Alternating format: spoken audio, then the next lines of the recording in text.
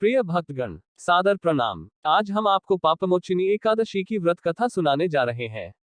एक बार सम्राट युधिष्ठिर श्री कृष्ण से बोले, हे जनार्दन, चैत्र मास के कृष्ण पक्ष की एकादशी का क्या नाम है तथा उसकी विधि क्या है?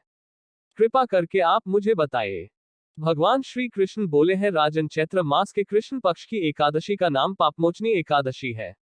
इसके व्रत के प्रभाव से मनुष्य के सभी पापों का नाश होता है। ये सब व्रतों से उत्तम व्रत है। इस पापमोचनी एकादशी के महात्म्य के श्रवण व पठन से समस्त पाप नाश को प्राप्त हो जाते हैं। एक समय देवर्षि नारद जी ने जगत पिता ब्रह्मा जी से कहा, महाराज, आप मुझसे चैत्र मास के कृष्ण पक्ष की एकादशी का विधान कहिए। इस एकादशी का भगवान जगत पिता ब्रह्मा जी और नारद मुनि का वार्तालाप आपको सुनाता हूँ। ब्रह्मा जी ने कहा कि हे नारद, चैत्र मास की कृष्ण पक्ष की एकादशी पापमोचनी एकादशी के रूप में मनाई जाती है। इस दिन भगवान विष्णु का पूजन किया जाता है। इसकी कथा के अनुसार प्राचीन समय में चित्ररथ नामक एक रमणीक वन था।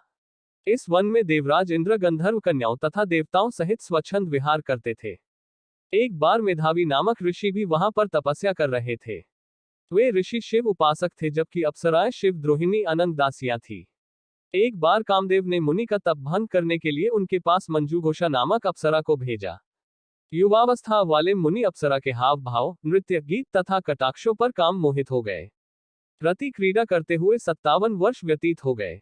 एक दिन मंजूघोषा ने देवलोक जाने की आज्ञा मांगी। उसके द्वारा आज्ञा मांगने पर मुनि को भान आया और उन्हें आत्मज्ञान हुआ कि मुझे रसातल में पहुंचाने का एकमात्र कारण अप्सरा मंजूघोषा ही है। क्रोधित होकर उन्होंने मंजूघोषा को पिशाचनी होने का श्राप दे दिया। श्राप सुनकर मंजूघोषा ने कांपते हुए ऋषि से मुक्ति का उपाय पूछा। तब मुनिश्री ने पापमोचनी एकादशी का व्रत रखने को कहा और अप्सरा को मुक्ति का उपाय बताकर पिता च्यवन के आश्रम में चले गए। पुत्र के मुख से श्राप देने की बात सुनकर च्यवन ऋषि ने पुत्र की घोर निंदा की तथा उन्हें पापमोचनी चैत्र कृष्ण एकादशी का व्रत करने की आज्ञा दी। व्रत के प्रभाव से मंजूघोषा अप्सरा पिशाचनी देह से मुक्त होकर देवलोक चली गई। अतः हे नारद, जो कोई मनुष्य विधिपूर्वक इस व्रत को करेगा, उसके सारे पापों की मुक्ति होना निश्चित है।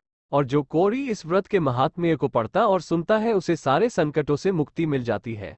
मित्रों, इसी तरह के ज्ञानवर्धक और भक्तिमय वीडियो देखने के लिए चैनल को सब्सक्राइब जरूर कर लें और बगल में लगे घंटी वाले निशान को जरूर दबा दें, जिससे कि आपको हमारे नए भक्तिमय वीडियो की नोटिफिकेशन सबसे पहले मिल जाए। धन्यवाद।